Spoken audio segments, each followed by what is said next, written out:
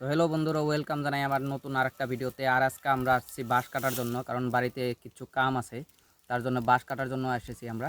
তো এটাই হলো আমাদের বাঁশ ঝাড়, যেখানে আমরা এখান থেকে বাঁশ নিয়ে যাওয়ার জন্য আসছি। বাঁশ কেটে ঘরে নিয়ে যাব।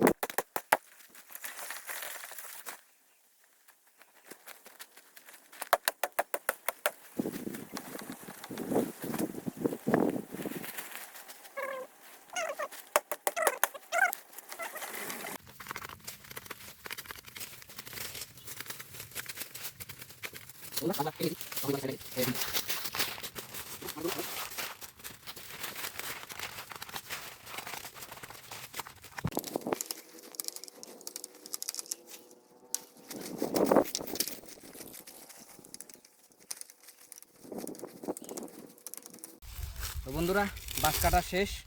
এখন এগুলো সাফা করাও হয়ে গেছে। তখন এগুলাকে নিয়ে যাব ঘরে।